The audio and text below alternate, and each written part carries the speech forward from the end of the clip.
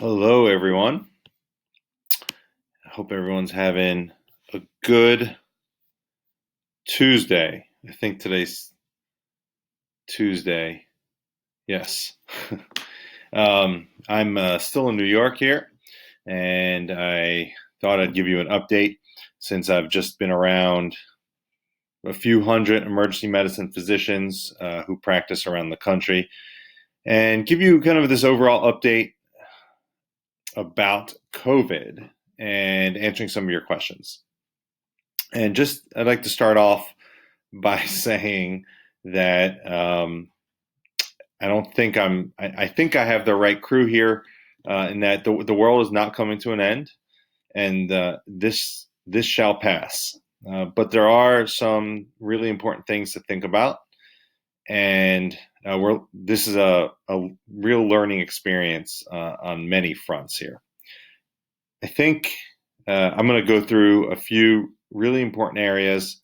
There was a new study out today in Lancet, and I will try and hit on everyone's questions. And I think it's a general theme that is pretty standard, about isolation or, what age is this affecting? And let me start by just saying this, that right now, at least, what we are hearing from the federal government is not the best information. So be cautious in what you're hearing from the federal government and really focus on the health authorities. So part of the federal government, I guess, is Anthony Fauci. He's a national, I don't know what his specific department is, but you could trust him. I guess he is a federal worker, but you can absolutely trust what he is saying right now.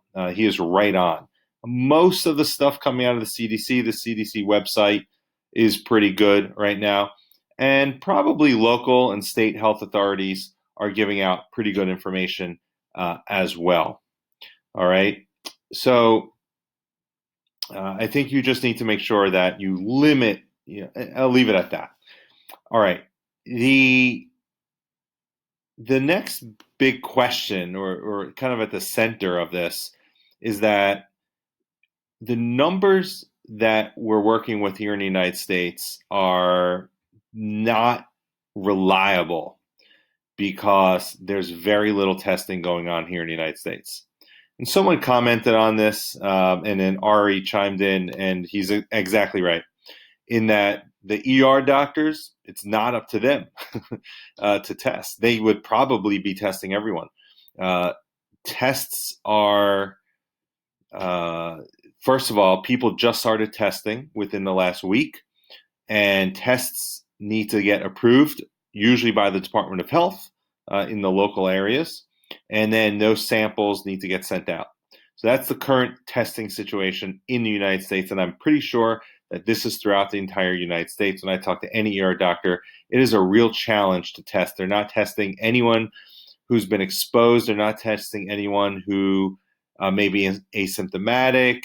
It's just the criteria is very rigid right now. And what's interesting is the article today in Lancet, on one hand, it's concerning because it talks about viral shedding there's viral shedding that is lasting a lot longer than we thought it was lasting. And that means people are actually going to be infectious a little longer, contagious a little longer than we thought. So those 14 days may not be enough for people. Let's just move to let's move to the practical aspects of all of this. As far as what to compare this to, and to kind of take a little science and make it simple to understand, is that the world has seen infectious processes like this before. On one hand, right, if you go back 100 years in 1918, you had influenza infection that probably started, or at least jumped, really ended up expanding rapidly from in a congregation from people coming together in Philadelphia for a fundraiser for World War One. That influenza pandemic ended up killing, at the very low numbers, 20 million people. And at the high numbers, it's 50 million. And there were no airplanes then, and people were not skipping around the way they do today. So, as a reference point, can pandemics cause significant mortality? Absolutely, they can. Okay, now let's think about, in the last 20 years, we had two similar types of potential pandemics, localized epidemics, or just some viruses that looked like they were going to have the potential to spread. And as you know, that's SARS and MERV. And both of those, what happened, I'm sure you guys have read the numbers, but SARS was first identified in about January. I think it was like 2002, 2003-ish. It was identified like maybe first case was December, January, February-ish. And then last case was really in July of that year, and there were about 7,000 cases. Compare that to where we're at now. We're about a month or 2 months into COVID, and we have over 100,000 cases. So over a 10x. Over a 10x. That's a big deal. Big difference. So what does that mean? How do you interpret that? Essentially, SARS and MERS, they did not become endemic in our population. The virus itself did not do a great job moving from human to human, and eventually died off. That's the thought. COVID, if it's infected 100,000 people, then it's adapted to human spread, and it is what you call endemic. So it is with us, just like influenza is with us, just like measles is with us. It is with us. So that is important to note. Now, everything else is unknown. Meaning, what's that mean? It's endemic. There's not enough information to really know what this is going to be. There's not enough information to know what the true mortality rate is, how deadly this is, who is infecting. All we know is retrospective data, right? We could only look back on what it's done. And that's not the best way to study something, but it's the best we have right now. Knowing what we know, there's two areas to think about. One, you have the original outbreak in Wuhan, China, that infected, 70,000, maybe about 70,000 people. You have mortality rates there, they're around 2%. That's high. That's a high mortality rate. You do not want, that's not a good mortality rate, okay? If 2 out of every 100, no good. And however, if mortality rates depend on the total number of people you test, right, as the denominator, and your numerator will be the number of people who die. And that is dependent on many factors, right? The person taking the test, who you test, who you include in the study, right? So if you're only testing hospitalized patients, you're going to have a higher mortality. If you're testing everyone in the community, people who aren't really that sick, who may end up having COVID but not seeing not going into the hospital to get tested, those people aren't being included in the numbers. And so anyone who's telling you, this is what the mortality is, it's not completely accurate, because it's the mortality based on a chaotic situation.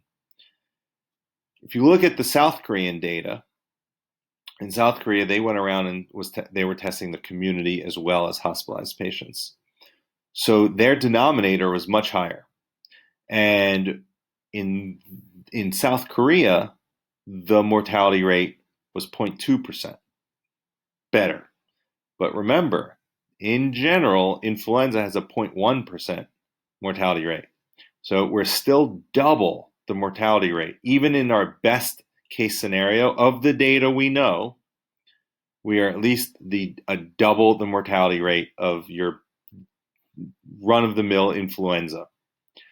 So concerning, okay? In America, we don't know what the mortality rate is. Because we're only testing people who are meeting these certain criteria. In Italy, the mortality rate is very high right now. And maybe that's because the population age, maybe, maybe they're not, maybe there's triple the number of people infected and they're only testing those who are sick. And so it skews the numbers. And so right now, I think taking all of that into consideration, these are some of the suggestions from experts in. This is an epidemiological problem, by the way. This is a public health problem. This is a medical problem in the sense that, do we have enough ventilators, enough treatment, rooms for people? But this isn't like, having enough medication for people or trying to solve something right now. This is a public health issue. So taking in all the studies that have been published, which have been limited, all of the experts who study public health, who have studied previous epidemics and pandemics, I think we could come up with some general takeaways of what to do here. Some of it's going to be philosophical as well, what you believe. And here are kind of the tenets of that. Number one, there's decent data that people aged 55 and older are at greatest risk. So age is an independent risk factor right now. Number two, comorbidities is an independent risk factor. Comorbidities could be as simple as high blood pressure. That, in the latest Lancet study from data out of China, one of the comorbidities, in fact, the most common comorbidity, was hypertension, high blood pressure. And a lot of people don't even consider that to be, a pretty major comorbidity. Diabetes is a risk factor. Most of these older patients have type 2 diabetes. Heart failure, any heart condition is a problem. A bunch of these people who are dying, the older people who are infected, are dying for a couple reasons, few reasons, most commonly. One, sepsis. So they're getting this virus, they're getting COVID, or they have COVID, and they then die of a systemic infection throughout their body. That's number one. Number two was ARDS, or acute respiratory distress. Essentially, the inflammatory response is so significant that their lungs are filling up with fluid and debris, and you can't get oxygen exchange. So you essentially drowned. Wish there was a better way to put that, but yeah, you essentially can't oxygenate. And the third, interestingly, is heart attack. So, and that's really probably a component of one and two. And that, right, the system becomes so stressed, the cardiac output there's such high demand for oxygen that your heart ends up working in overdrive, And people who have heart disease are having heart attacks. And it's not an uncommon thing in patients that have sepsis or systemic infections.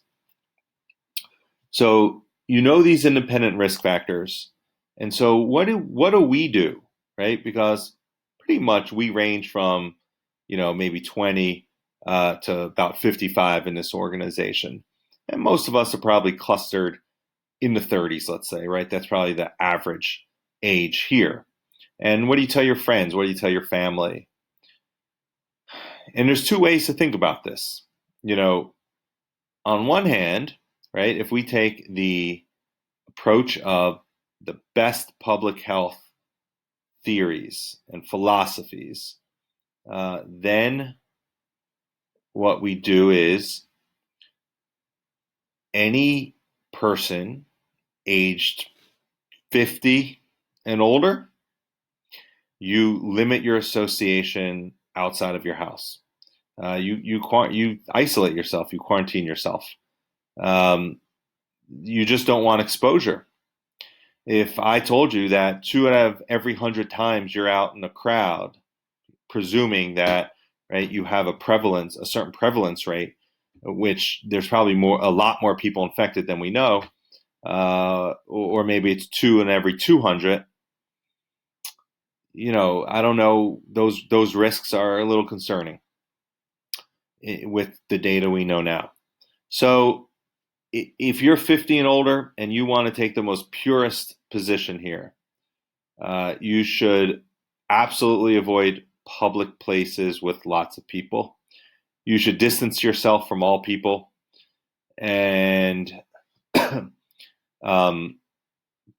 definitely no travel, no domestic travel, no international travel until more information comes out. And this could be weeks to months, given the way testing is being done in the United States. It could be a little while. The other thing is this virus is being spread by droplets. What that means is that a cough or a sneeze could stay suspended in air. And so someone may cough or sneeze, they may walk away, and you could walk right through the droplets, and you could pick it up that way as well. The Lancet study that just came out also believes that or it was actually not the Lancet study, it was a study out of China that said the distance of contagion is thought right now to be about 5 feet from someone. It's actually expanding. So a safe position would be more than 5 feet, probably closer to 10 feet away from someone to limit contraction of the illness or infection. All right. The other main issue is for people who are older or comorbidities. If you live with someone who may be young and healthy, who goes out and brings it back. So, for example, if I take if let's say Johnny is a 20-year-old athlete, no problem, and he is out and about, he catches the infection and he visits his parents who are 70 and have a little touch of heart failure. That's a problem. So that's going to answer a lot of questions from Grace, Melinda, Sarah, in that anyone could be a carrier of this and bring it to someone who is trying to do their best to isolate themselves. And this is where, philosophically, how stringent and rigid do you want to be? And it's risk mitigation. There's statistics here. You have odds of whether or not you are going to contract this. You increase those odds by being around people, right? Or anything that transmits the disease. You're going to increase your odds. So I think if I'm an older person, if I'm 55 and older, 60 and older, maybe, between 55, 65, I'm cautious. 65, 70-ish, I am probably pretty rigid in allowing myself to go outside until we get more information um, right now. I think for everyone else who's young and healthy, remember the mortality rate is not zero for that population. And I could tell you that these viruses sometimes will take a turn.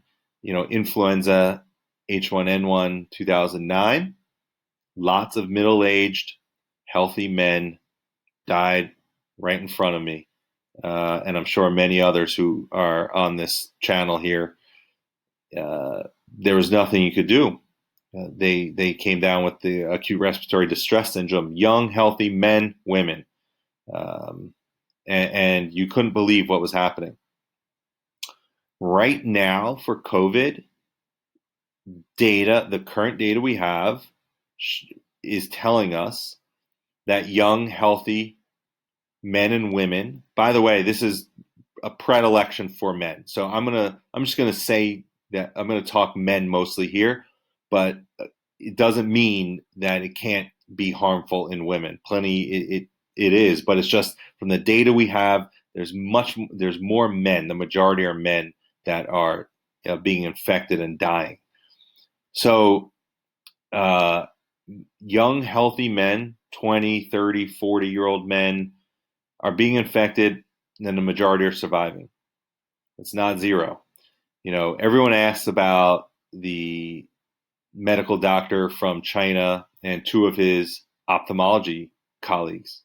They're dead. All three of them are dead. Why did they die? They were young and healthy, we presume, at least. We don't know enough information there. As far as children go, I don't even know if it's fractional rates of mortality there. Very, very low rates of mortality. And um, so I think we could be much less worried right now with kids, teenagers, 20-year-olds. There may be some just bad luck that is always around us that may come into play in those cases.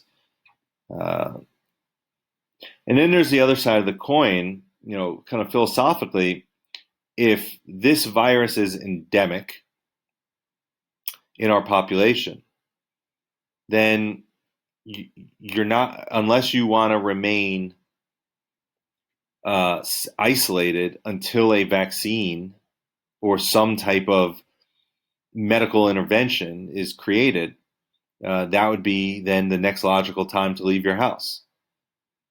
And if you're concerned about contracting COVID, if 1% mortality is too high for you, then you have to isolate yourself. Otherwise, it's endemic. I think we could presume it's a safe statement right now to make, and it's the world we're living in. It's the risk that's out there. If you're willing to go out and deal with this and do it before there's any vaccine, and my guess is there probably will be something developed in the next year or two, not in the next month. That will change things for us, right? Because if we could take chances of mortality, if it reduces mortality, if it's a 1% mortality for certain populations, and then you could get a vaccine, and the vaccine's 80% effective, that's really good. So, I'm in New York right now. I'm 44, and I'm relatively healthy for the most part. And right now New York's in a state of emergency. They just did a major quarantine here. They're creating a safe zone. You have the head of the Port Authority, transportation, just came down with this. Probably got it from being at one of the airports. There's an Uber drivers here who have it. On one hand, I feel like, well, if I get it, I want to get it while I'm in the United States. I want to get it when I have a place to go, such as a good healthcare facility that could care for me. If I were to be the one to get acute respiratory distress. On the other hand, I'm in New York, and I am washing my hands. I'm trying not to touch my face. It's challenging, but those are things that you could limit, right? And those are effective. Washing your hands and trying not to rub your eyes, rub your nose, pick your nose, put your hands in your mouth. Just try not to do that at all, and it will limit much of the potential spread. The reality is, right? Walk in, I'm at a hotel here. I have, you know, I got to put my hand and open up a door that 40 people have opened, to get out of the hotel in the last hour. It's tough to totally avoid. Or, people are checking in and you have to walk past the check-in area. Someone coughs or sneezes, right? It's almost inevitable. I mean, to escape the risks are very, very challenging. And that's why I feel like this is almost like kind of like the dumbbell approach on both ends, right? You're either going to totally isolate yourself, or you're going to be in society and be exposed, but just try and limit the risks while you're exposed. All right, to take the necessary precautions. It's like driving, right? Every time you get in a car, there's a risk of an accident, but you put on a seatbelt, and that seatbelt, if you do get into a collision, that seatbelt will limit the damage. And that's the approach I'm taking. I will try and limit my chances for this. All right. Now, as far as looking at a few more of these questions, and we could wrap up here. So Carrie, do you get immunity? We don't know. There was a case, looking at the literature, there is one case where someone remained positive for the virus after they recovered, but it was unclear. Testing wasn't great. It wasn't a good study of this, but it's unclear. For the most part, you do. You have immunity from it, but just like colds, and coronavirus is one of the viruses that causes the common cold, right? They mutate and change, and that's why there's no cure for the common cold right now. So you should build some immunity. That's the thought. We don't know. No one knows right now. Anthony, actually, I think this is the greatest time for millennials. This is, if you're a millennial, I was just kind of saying that, right? Because millennials should be between 25 and 35, or around that age. Maybe this is the greatest travel time for you guys. Airfare should be cheap. Hotels should be inexpensive. Everything should be empty, and you're pretty much managing the disease pretty well. So it is not unreasonable to travel during this time. The greatest issues, though, are the governmental restrictions, right? The regulatory restrictions that governments are imposing. So you get caught up somewhere and you have to get put in quarantine for 2 weeks. That's a real risk.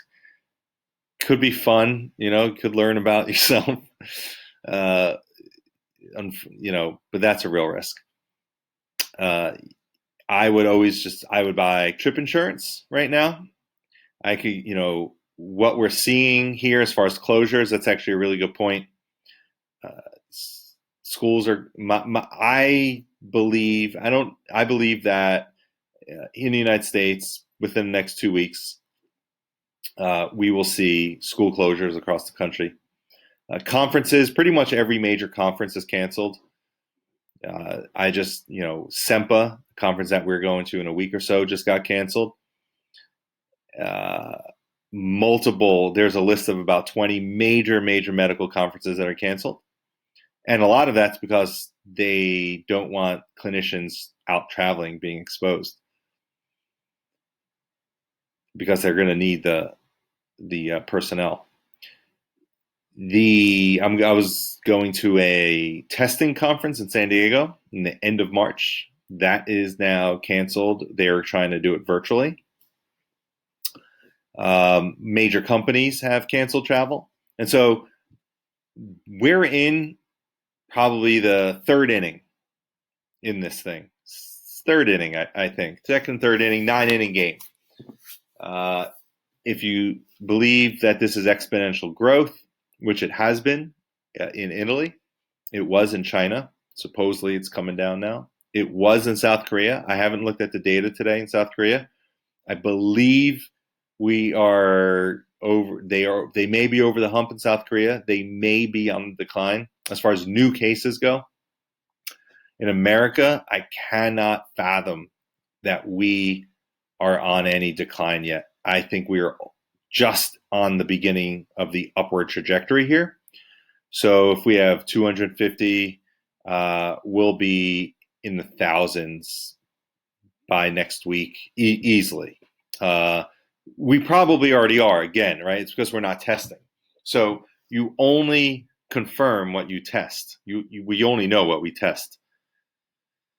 Okay, so let's kind of go through this real quick, and we should be done.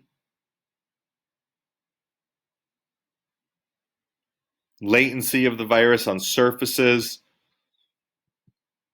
I would say it's probably in this is Melinda. I'd say probably in the hours time frame.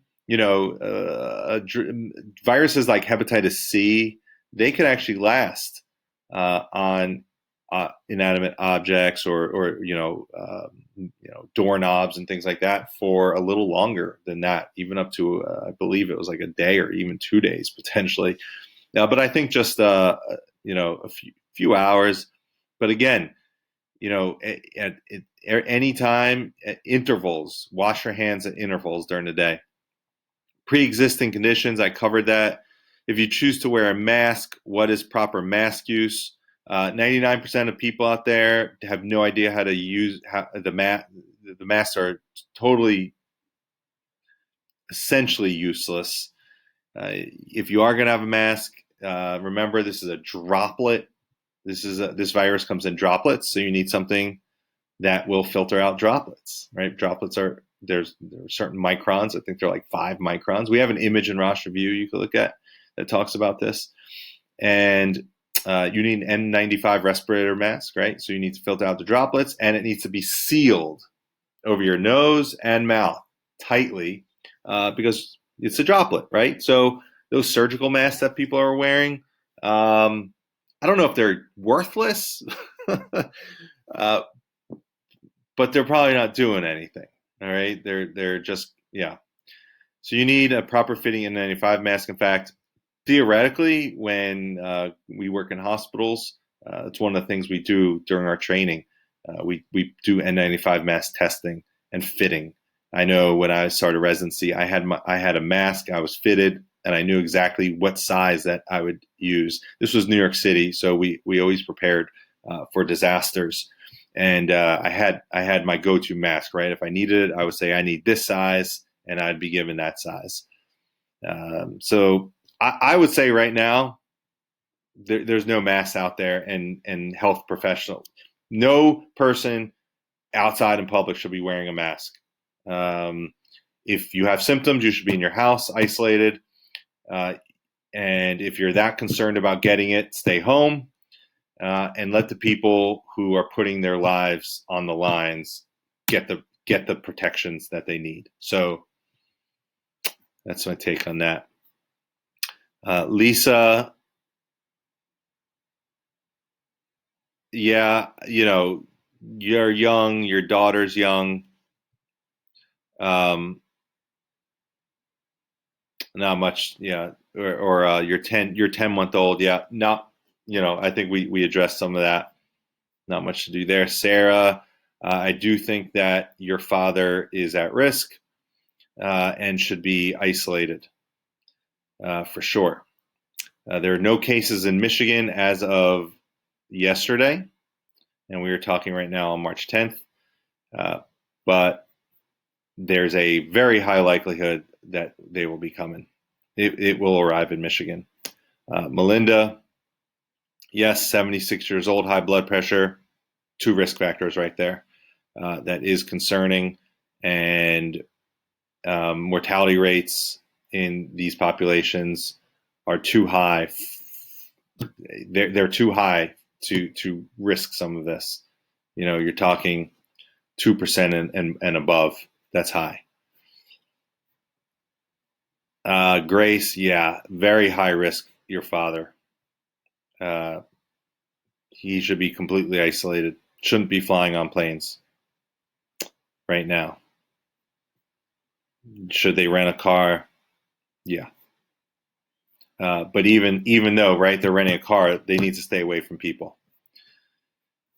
And Laura, yeah, I mean, young and healthy. Again, you guys, your family fits into that category. And Alex, you're young and healthy. You did mention your father. Yes, there is a risk factor. He's recovering from pneumonia that he developed a month ago. Maybe that was COVID. Why, had your father ever had pneumonia before? I mean, is he healthy otherwise? If he was totally healthy and then got pneumonia, it could have been COVID. Why would he otherwise develop pneumonia if he's healthy? But because COVID's causing viral pneumonias. But who knows? And Aaron from Seattle and everyone else in Seattle, good luck out there, guys. I think that's the United States. That's going to be the epicenter in the United States. But I was reading, where was this? Oh, I just heard from an ER doc in Sweden.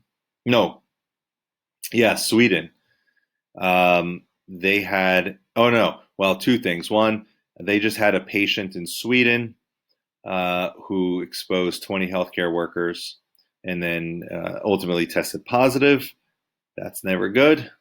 Hopefully those healthcare workers were wearing a mask. I don't know for sure yet. But the case in New York was really bad, really, really bad in the upstate. The first case here, patient was first cared for on a regular medical floor, diagnosed with pneumonia, kept getting worse, went to the ICU, no isolation precautions. Every transporter, every clinician was caring for this patient, ultimately diagnosed with COVID. I think you probably have 100 people in quarantine from that. That is going to have we're going to see infections from that. Pretty confident about that. New York's going to go up from that right there. All right, guys. And I think, okay, look, we just got to get data as we go day to day. You do the same things you've always done. You want to be just very mindful of keeping your hands clean. Be mindful of those around you. And decide on what your path is going to be, right? Is this, you're obviously going to do everything you can to protect yourself. But think about what those odds are and make a decision. And, maybe you go a few weeks and see what it's like. I think from the standpoint of what we do here, I think we have an opportunity here to be able to help like we've always done, but now promote it in a different way where universities and classroom settings aren't going to be able to meet in person. And it could be a while before people reconvene. It could be weeks, months, potentially. So as an internet-based platform, we should think about ways to communicate, to message, that we could provide continued resources for students when they're home. They could prepare, keep working hard and learning, so that students don't fall behind at all if their classes aren't meeting. Just because the class isn't meeting, we could still provide them, they could still engage in very good content. So we'll be looking for ways to message this, and to I look at it as environment changes, and how can we kind of take advantage of that environment in a positive way, right? It's not exploiting, it's just taking advantage of an opportunity, in that people will shift the way they learn, and we're lined up to provide that. Okay. All right. I think that should cover. The last thing is, what does this look like if you get the disease? A lot of more data came out today about that. It's a mixed picture. Most people have fever. The first week is like a typical cold. Fever in some cases is high, in other cases it's low grade. In some cases didn't have fever. Majority do, though. The number 2 sign or symptom was, there's 3 main ones: fever, and then there's just malaise or tiredness, feeling really tired. And then the last one is cough. It's usually a dry cough. So fever, cough, tiredness, main 3 symptoms. So that's probably like the 80-20, right? 80% of cases have, those symptoms. And then you could also add in their sore throat, plus or minus, GI symptoms, so diarrhea. Also, they've been, it's less common. First week, those are the symptoms you experience. And then it's really transitioning around day 7 or so. You can take one of 2 paths. You either start the convalescence, or getting better, improving, or you go into respiratory failure. From respiratory failure,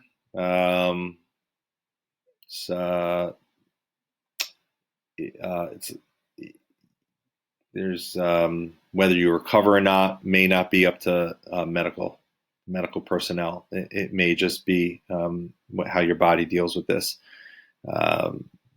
It's better to be intubated than be put on positive pressure ventilation. Positive pressure ventilation, like a CPAP or BiPAP, is spreading the viral particles a lot more than intubation. Intubation is actually a form of containment. So you will no longer be infectious, or you'll be much less infectious if you're intubated. And then resolution, typically at about the end of the second week. If you're alive at the end of the second week into the third week, you're probably going to survive. People who have a lot of deaths are occurring right after the conversion to serious illness. So you may start off with cold-like symptoms, and then once you start feeling really bad, it's typically 24 to 48 hours before things turn real bad. And as far as your respiratory status goes, and people are dying typically within 48 hours of severe symptoms. All right, we'll just circle back. Hopefully everyone here has been using the Daily Motion channel to be inspired by keep staying fit, or at least somewhat healthy. We have, as a reminder, I think there's a plant-based channel, there's a diet channel, a food channel, books, movies, foods. Life goes on. Life goes on for everyone here, and we hope and really, really hope that there's we all get through this in the best way possible. But we also could think about this as an opportunity to reflect on purpose, reflect on staying fit and healthy, doing the best we can, friendships, family, and as a reminder. And Stephen shared that great sunrise photo this morning, and Mike made a really astute comment in that, you know, the beauty, the sunrise, it returns. In fact, it's never really away; it's there. You just gotta be patient and persistent, and it all comes back. And as I started off, this too shall pass. We will deal with this. Humans will deal with it, and it's just we do our best in our situation right now. Feel free. I know it's a long video. Leave any questions or comments in the Slack channel, and I will look at them tonight and get back to you. All right, guys. Hope this was helpful.